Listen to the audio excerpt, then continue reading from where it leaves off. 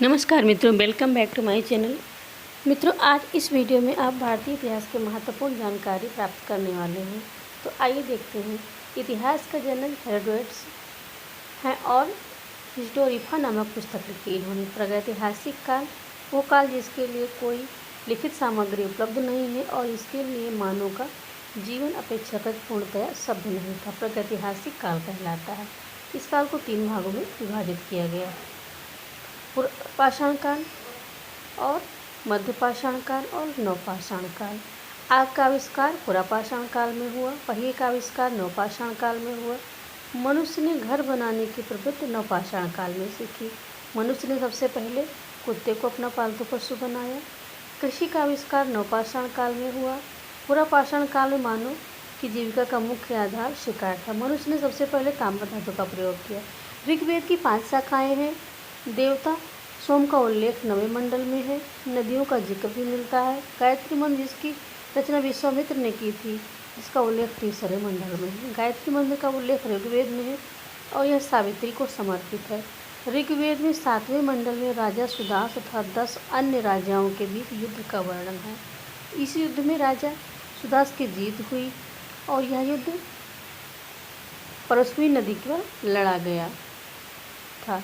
यजुर्वेद यह वेद गद्य और पद्य दोनों में लिखा गया है। इसके 2 भाग हैं: कृष्ण यजुर्वेद और शुक्ल यजुर्वेद। सामवेद, इस वेद में गणित की जानकारी इस वेद में संगीत की जानकारी मिलती है, इसलिए इसे भारतीय संगीत का जनक कहा जाता है। सामवेद में कुल 1549 रचनाएँ हैं, जिसमें मात्र 78 ही नई हैं, शेष ऋग्वेद से ली गई हैं।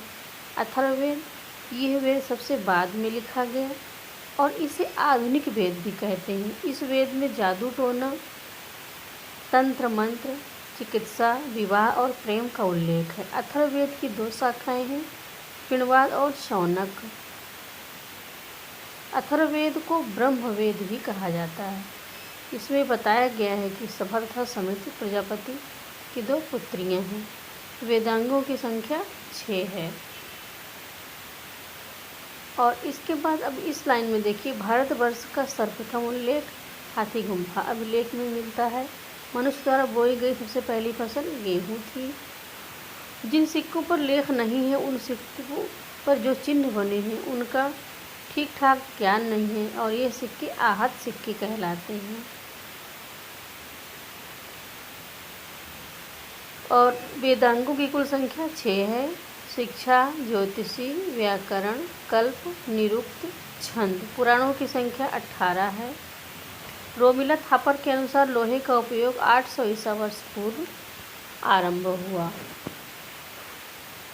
फिर इसके बाद आता है पुराणों के रचयिता लोमहर्ष हैं। पुराणों में सबसे प्राचीन पुराण जो है वो गरुड़ पुराण है, मत्स्य पुराण है।